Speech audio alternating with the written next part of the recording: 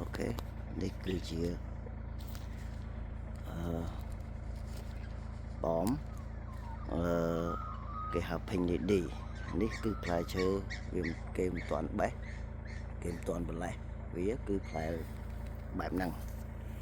មើលក្តៀនអញ្ចឹងផ្លែឈើគឺវាក្តៀនអញ្ចឹងក្នុងមួយម៉ែកក្នុងមួយចង្កោមគឺអត់មានក្រោម4ផ្លែទេគឺ5ផ្លែទៅ6ផ្លែ3ផ្លែ4ផ្លែ6ផ្លែគឺចឹងតែម្ដងផ្លែគឺក្តាំងតែម្ដង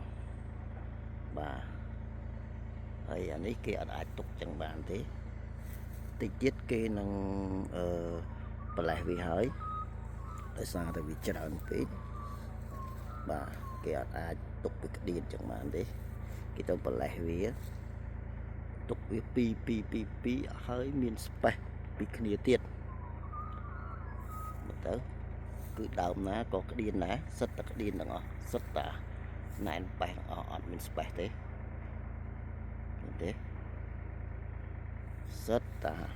ណែនបេះទាំងអស់ណាផ្លែគឺក្តៀនតែម្ដងណាមួយចង្កោមគឺអត់មានស្ពេះទេគឺវាណែនតែម្ដងអូខេមើលទៅហើយគ្រប់ដើមទាំងអស់អត់មានដើមណាផ្លែល្វើទេមើលទៅក្តៀន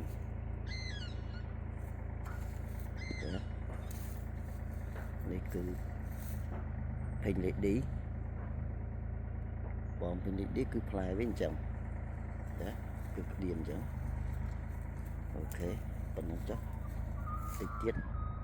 យើងទៅមើលគេប្រលេះក្តាប់ចាដងប្រលេះបោះចោលគឺគេបោះចោលប៉ុន្មានចាំមើលអូខេ